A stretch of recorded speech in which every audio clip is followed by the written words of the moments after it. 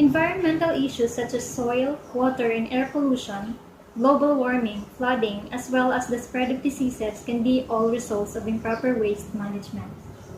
Waste generation continues to rise with the increase in population, urbanization, and industrialization.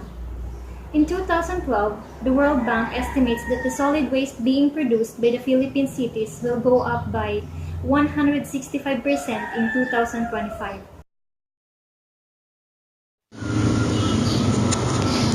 Effective segregation of wastes means that less waste goes to landfill, which makes it cheaper and better for people and the environment.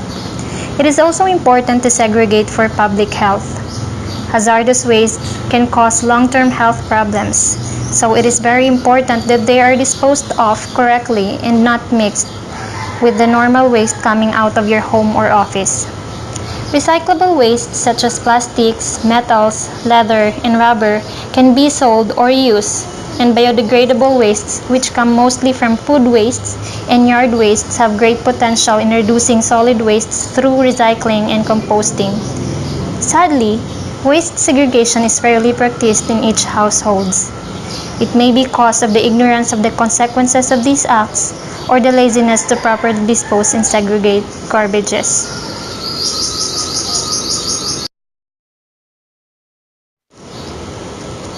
Unfortunately, only 40 to 85% of the total waste generated is collected nationwide, which implies that 15 to 60% is improperly disposed into open areas called the open dump sites.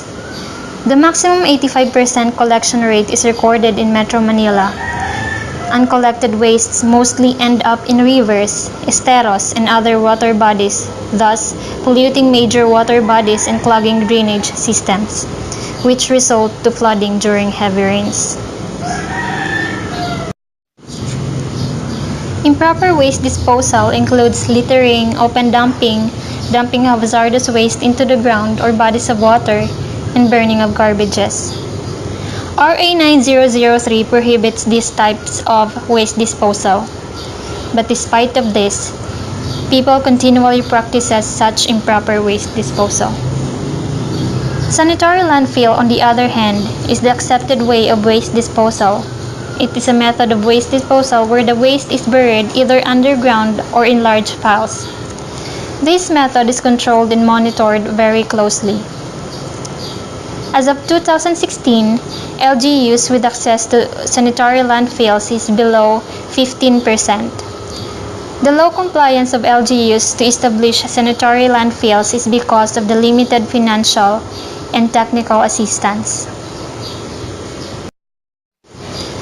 48% of solid waste in Metro Manila are recovered through reuse, recycling, composting, and other resource recovery activities, while 46% of the solid waste outside Metro Manila are recovered. RA 9003 requires at least 25% of all solid waste from waste disposal facilities must be recovered. LGUs are also mandated to put up or establish material recovery facilities or MRFs for processing recyclable and biodegradable waste.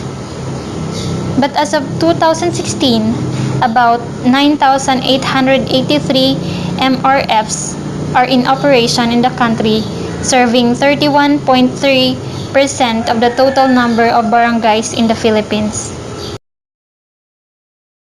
Unless the problem on waste management is addressed, it will continually cause health hazards and serious environmental problems such as ground and surface water contamination, flooding, global warming, air pollution, and many other environmental hazards.